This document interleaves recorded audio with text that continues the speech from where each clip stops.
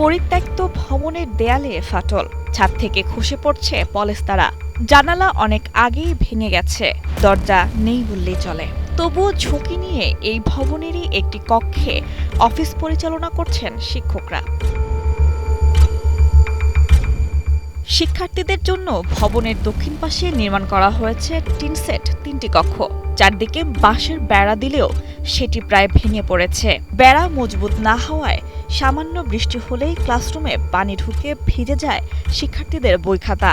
এমন চিত্র নড়াইল সদর উপজেলার সিঙ্গারশোল ইউনিয়নের তারাপুর সরকারি প্রাথমিক বিদ্যালয়ের। জলের কারণে আমরা থাকতে পারি না, আমরা অনেক ভয় করে মেঘটাকে, জলের মধ্যে খেলতে পারি না, মাঠ একদম ভিজি। আমরা জল পর আমরা বই খাতা ভিজে আমরা পড়তে পারি না। আমাদের মাঠে জল থাকার কারণে আমরা খেলাধুলা করতে পারি না। 2018 সালে ভবনটি পরিত্যক্ত ঘোষণা করা হয়। এরপর থেকেই শিক্ষকরা ভগ্নদশার একটি কক্ষে অফিস করছেন, আর শিক্ষার্থীদের পাঠদানের দায়িত্ব সামলাচ্ছেন বেড়ার ঘরে। এখানে পরিত্যক্ত ভবনে থাকি, এটা আমরা হয়তো ঝুঁকি নিয়ে থাকি, কিন্তু শিশুরা যখন এখানে অনেক সময় চলে আসে দৌড়িয়ে, তখন তো আমাদের তাদের জন্য একটা উদ্বেগের সৃষ্টি হয়। আমরা একটা চিন্তায় থাকি যে তাদের কোনো দুর্ঘটনা না ঘটে।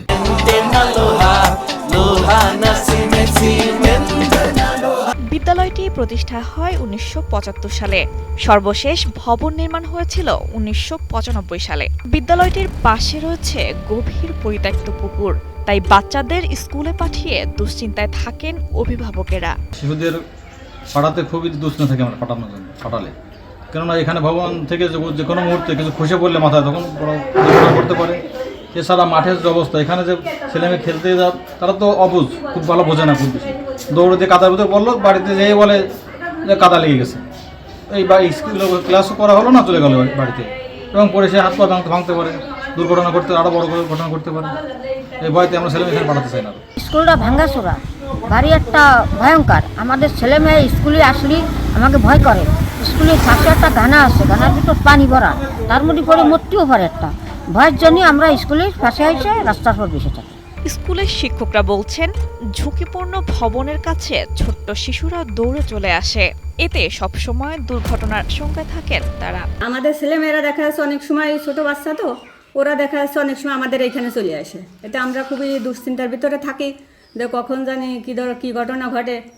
আর এছাড়াও আমাদের আরও সমস্যা আছে, বিদ্যালয়ে মাঠে পানি বরাবরই ভরাট থাকে, মানে এর কোনো বর্ষাকাল নাই, বরাবরই ভরাট থাকে, যার জন্য আমাদের ছেলেমেয়েরা খেলাধুলা থেকে সঠিকভাবে খেলাধুলা করতে পারে না। তাদের মেধা বিকাশে চারিদিক দিয়ে আমরা বাধাগ্রস্ত ভিতরে থাকি। বিদ্যালয়ের জন্য নতুন ভবন চাওয়া হয়েছে জানিয়ে জেলা প্রাথমিক শিক্ষা অফিসার বলেন, শিক্ষার্থীদের জন্য ব্যবহৃত টিনসেট ঘরটি মেরামতের উদ্যোগ নেওয়া হয়েছে। তারাপুর সরকারি প্রাথমিক বিদ্যালয়ের ভবনটি জরাজীর্ণ হওয়ায় আমরা পার্শ্ববর্তী টিনের একটি অস্থায়ী ভবন নির্মাণ করে আমরা পাঠদান কার্যক্রম চালাচ্ছি, এবং একটি নতুন ভবন নির্মাণের জন্য আমরা ইতিমধ্যে প্রাথমিক শিক্ষা অধিদপ্তরে প্রস্তাব প্রেরণ করেছি।